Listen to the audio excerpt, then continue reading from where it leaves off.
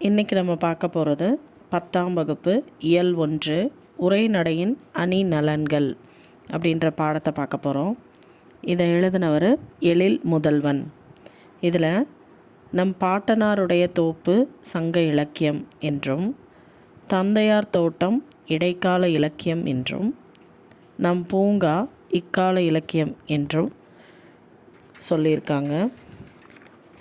மகிழ்ச்சி உணர்ச்சிகளை காட்ட உவமை கொண்ட மொழி நடையே ஏற்ற கருவி அப்படின்னு சொல்கிறாங்க. மகிழ்ச்சி, அதுக்கப்புறம் உணர்வுகளை வெளிப்படுத்துறதுக்கு உவமைகளை கொண்ட ஒரு மொழி நடை தான் மிகச்சிறந்த கருவி அப்படின்றது தான் இந்த வரிகளில் சொல்லியிருக்காங்க. முதல் தமிழ் கணினி. தமிழ் மறையான திருக்குறளை தந்த திருவள்ளுவர் பெயரில் முதல் தமிழ் கணினி 1983 செப்டம்பரில் TCM டேட்டா ப்ராடக்ட்ஸ் எனும் தனியார் நிறுவனம் உருவாக்கி விற்பனைக்கு கொண்டு வந்தது. இந்த கணினியில் முதல் முறையாக தமிழ் மொழியிலேயே விவரங்களை, அதாவது டேட்டாவை உள்ளீடாக செலுத்தி நமக்கு தேவையான தகவல்களை வெளியீடாக கணினியிலிருந்து பெற முடிந்தது.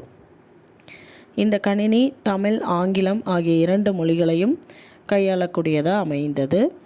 சென்னை தேனாம்பேட்டையில் இருந்த புள்ளி விவரத்துறை அலுவலகத்திற்கும் தலைமை செயலகத்துக்கும் கோப்புகளையும் செய்திகளையும் பரிமாறிக்கொண்ட முதல் நேர்வழி கணினியும் திருவள்ளுவரே. இந்த தமிழ் கணினியோட பெயர் திருவள்ளுவர்.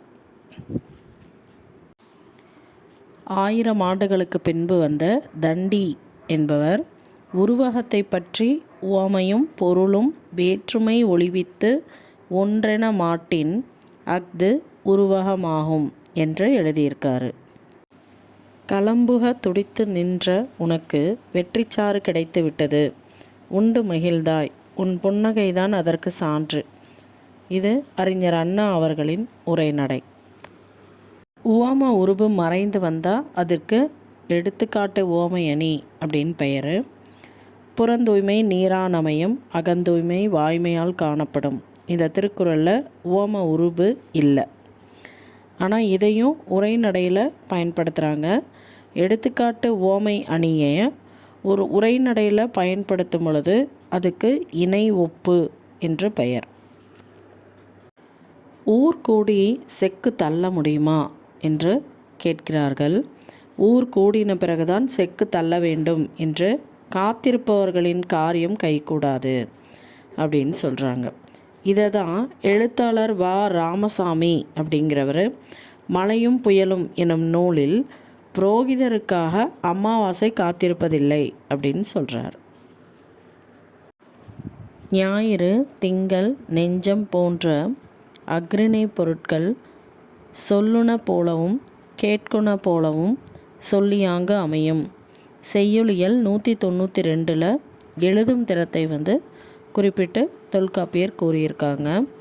உயிர் இல்லாத பொருள்களை உயிர் உள்ளன போலவும், உணர்வு இல்லாத பொருள்களை உணர்வு உடையன போலவும் கற்பனை செய்வதுண்டு அப்படின்னு சொல்லியிருக்காங்க. இலக்கணை அப்படின்னு சொல்கிறாங்க. அதாவது உணர்வு இல்லாத பொருள்களை உணர்வு உடையன போலவும், உயிர் இல்லாத பொருட்களை உயிர் உள்ளன போலவும் சொல்கிறாங்க இல்லையா? இப்படி கற்பனை செய்து சொல்கிறத தான் இலக்கணை அப்படின்னு சொல்கிறாங்க. அடுத்தது மோனையும் எதுகையும் செய்யுளில் வருமாயின் இனிய ஓசை இன்பம் விளையும். அடுத்ததாக சொல்லின் செல்வர் ராபி சேதுப்பிள்ளை அவர்கள் தமிழ் இன்பம் அப்படிங்கிற நூலில் தமிழை பற்றி எவ்வளோ அழகாக சொல்லியிருக்காருன்னு பார்க்கலாம். தென்றல் அசைந்து வரும் தென் தமிழ் நாட்டில் அமைந்த திருக்குற்றாலம் மலை வளம் படைத்த பழம்பதியாகும் அப்படின்னு சொல்லியிருக்காரு. அம்மலையிலே கோங்கும் வேங்கையும் ஓங்கி வளரும், குரவமும் முல்லையும் நறுமணம் கமலும், கோல மாமயில் தோகை விரித்து ஆடும், தேனுண்ட வண்டுகள் தமிழ் பாட்டிசைக்கும். இத்தகைய மலையினின்று விரைந்து வழிந்து இறங்கும் வெள்ளருவி வட்டச் சுனையிலே வீழ்ந்து பொங்கும் பொழுது சிதறும் நீர்த்திவளைகள் பாலாவி போர் பறந்தெழுந்து மஞ்சினோடு சேர்ந்து கொஞ்சி குழாவும் எவ்வளோ அழகாக சொல்லியிருக்காரு. சொல்லையோ கருத்தையோ திரும்ப திரும்ப சொல்வதுண்டு.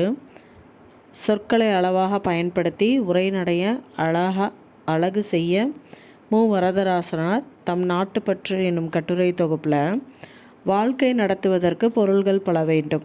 அரிசி, காய், கனி முதலியவை வேண்டும். உடை, வீடு, காசும் காகித நோட்டும் வேண்டும். இன்னும் பல வேண்டும். இவற்றை ஆளும் அறிவும் வேண்டும் அப்படின்னு எழுதியிருக்காரு. அடுத்தது, படிப்பவருக்கு முரண்படுவது போல இருக்கும் உண்மையில் முரண்படாத மெய்மையை சொல்லுவது முரண்படு மெய்மை அப்படின்னு சொல்கிறோம். இதுக்கு ஒரு எடுத்துக்காட்டு, இந்த உலகத்தில் பயம் என்ற ஒன்றிற்கு தவிர வேறு எதற்கும் நம்ம பயப்பட வேண்டாம் அப்படின்னு சொல்கிறாங்க. இதுதான் இப்போ நான் மேலே படித்த படிப்பவருக்கு முரண்படுவது போல இருக்கும் உண்மையில் முரண்படாத ஒரு மெய்மையை தான் இங்கே சொல்லியிருக்காங்க. அதுதான் இந்த எடுத்துக்காட்டு. கலப்பு இல்லாத பொய், இதை சொல்முரண் அப்படின்னு சொல்கிறோம். சொல்லும் முறையில் அழுத்தம் கொடுப்பதற்காக எதிரும் புதிருமான முரண்படும் கருத்துக்களை அமைத்து சொல்கிறதுக்கு பெயர் தான் எதிரிணை இசைவு அப்படின்னு பெயர். குடிசைகள் ஒரு பக்கம், கோபுரங்கள் மறுபக்கம், பசித்த வயிறுகள் ஒரு பக்கம், புலிச்சேப்பக்காரர்கள் மறுபக்கம், மெலிந்த எலும்புக்கூடுகள் ஒரு பக்கம், பருத்த தொந்திகள் மறுபக்கம். கேடுகெட்ட இந்த சமுதாயத்திற்கு என்றைக்கு விமோசனம்? தோழர்களே சிந்தியுங்கள் அப்படின்ட்டு பா. ஜீவானந்தம் அப்படிங்கிறவர் எழுதியிருக்காரு. இது ஒரு நல்ல எடுத்துக்காட்டாக கொடுத்துருக்காரு.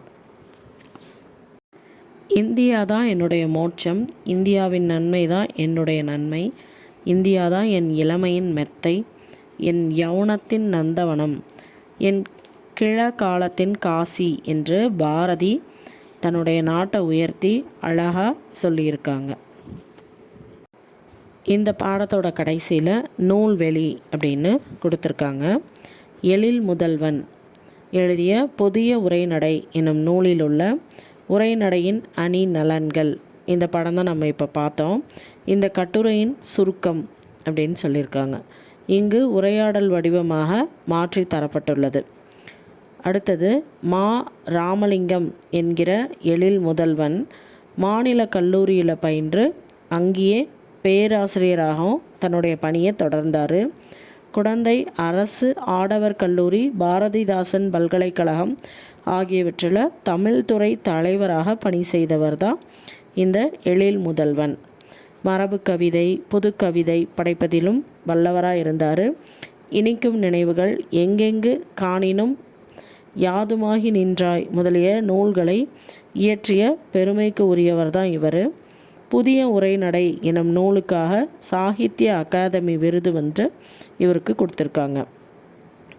அடுத்தது, தொன்று தொட்டு இன்று வரை நின்று நிலவும் ஊர்கள், தொன்மை தமிழ் நாகரிகத்தின் வேர்கள், இலக்கியத்தின் சீர்களில் முன் தோன்றிய மூத்த குடி, வாழையும் கமுகும் தாழ்குலை தெங்கும் மாவும் பழாவும் சூழடுத்து ஓங்கிய தென்னவன் சிறுமலை திகழ்ந்து தோன்றும் அப்படின்னு திண்டுக்கல் மாவட்டத்தினுடைய சிறுமலை அப்படிங்கிற பகுதியை சிலப்பதிகாரத்தில் காடுகான் காதை 53 55 இது வரைக்கும் சொல்லியிருக்காங்க.